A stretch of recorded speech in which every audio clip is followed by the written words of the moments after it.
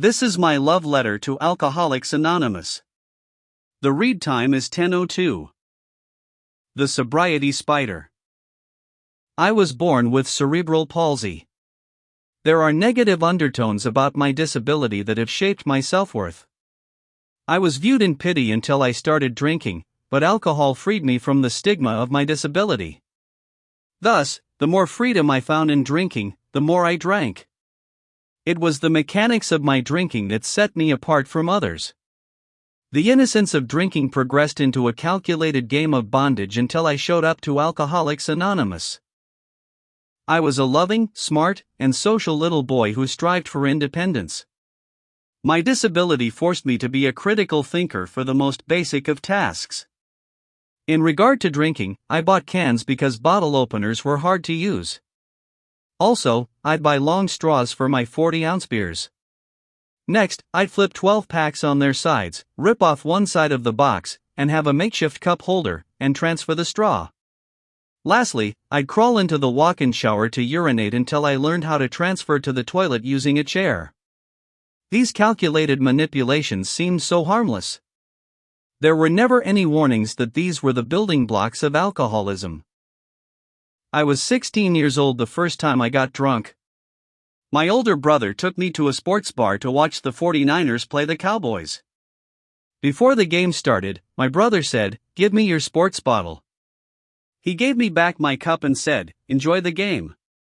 I was expecting soda, but it was beer. Getting drunk for the first time was a Christmas gift from God. The world slowed down, and my body relaxed. I was also laughing hard at absolutely nothing, but the feeling I remember the most was a sense of inclusion. By having a beer in my hands, I transformed from a little boy in a wheelchair into a dude who drank beer. When my brother gave me a couple beers that day, he was just making me a part of the fun. How could he have known that I'd one day need a 12-step program to save my life? The 49ers lost the game, but I didn't care. From that day forward, I was a drunk. It would be a year before I got drunk again, but I remember thinking, when I get older, I'm going to get drunk all the time. I did not know it until years later, but at 16 years old, I was already mentally obsessed with alcohol. I could not wait until I took that next drink, which came the night of my high school graduation party. I got insanely drunk, smoked my first joint, and my friend let me play with her boobies. From a social standpoint, I'm very shy, but when I drank, I was a playboy. People didn't see the shy, self-doubting, and insecure boy in a wheelchair. They saw a confident man who enjoyed talking, drinking, and dancing. That was attractive and intoxicating to me. I started junior college in the fall of 1995. I spent my life in special education, and there are so many negative connotations associated with that. My classmates called me retarded, stupid, smelly, and crippled. Also, riding a little yellow school bus was ostracizing. By being a college student, I broke away from the labels of my youth. I embraced my new identity as a young college student in Southern California that listened to alternative music, rode public transportation, and got blackout drunk. My speech and wheelchair are intimidating, but as long as I had a beer in my hand, I was normal. It took me 5 years, but I graduated with an associate degree in business administration. I surpassed all expectations. I was no longer a smelly retard that rode the short bus to school, I was a college graduate. To celebrate, my cousin took me out drinking and I threw up all over her truck.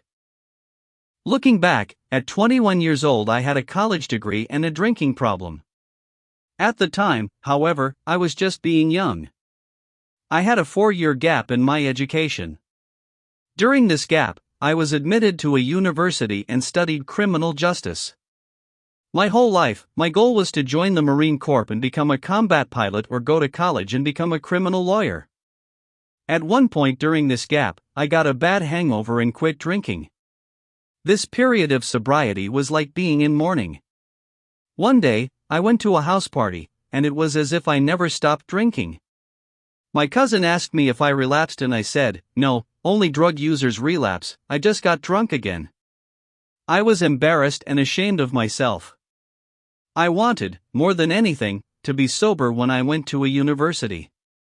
I knew I needed help, so I went to talk to one of my former teachers.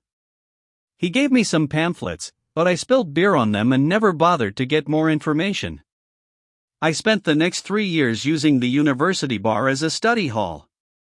I'd eat pizza and drink beer before class, study and drink, and hang out with classmates and drink. University life did wonders for my self-esteem.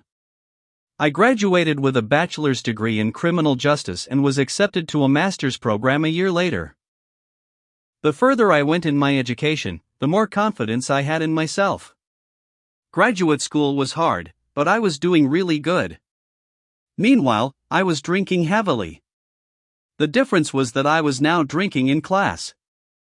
I'd put cans of beer inside a beverage cup, so it looked like I was drinking a Coke. I thought I was so smart, but I was adjusting to my need to drink.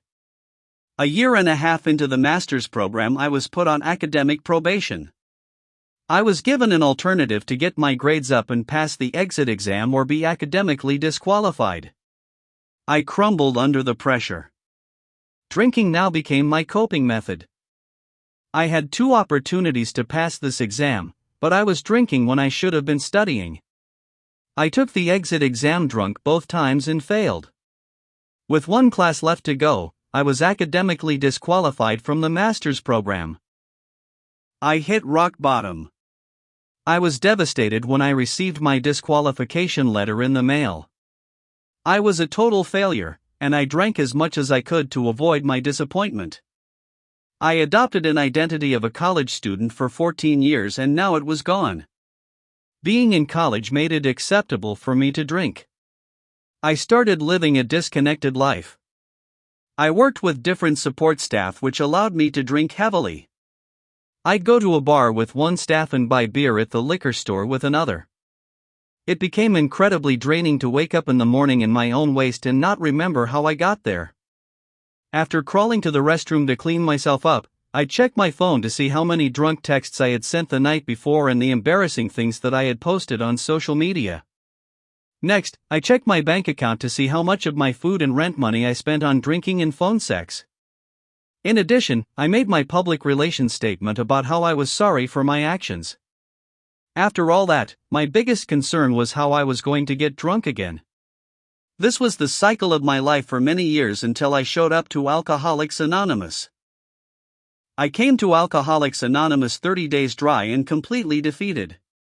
In early February of 2015, I woke up with a huge spider bite over my eyelid.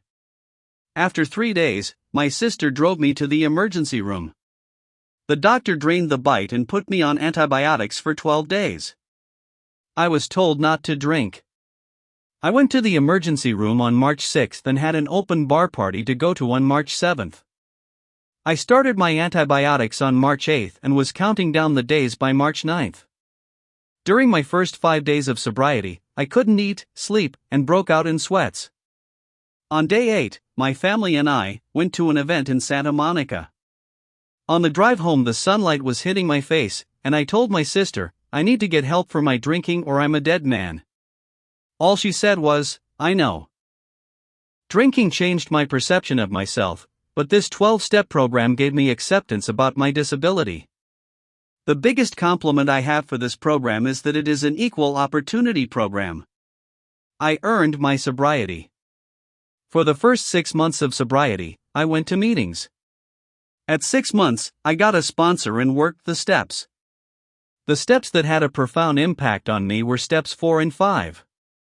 I was not encouraged to talk about my feelings growing up, so I pushed them away or pissed them out.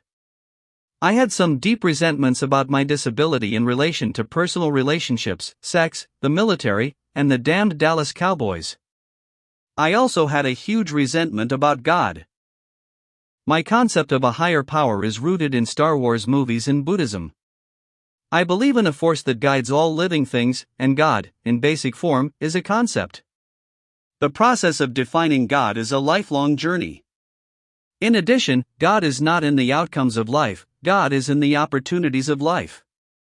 Also, God is time, and I have learned to wait. Lastly, I am perfect in the eyes of God.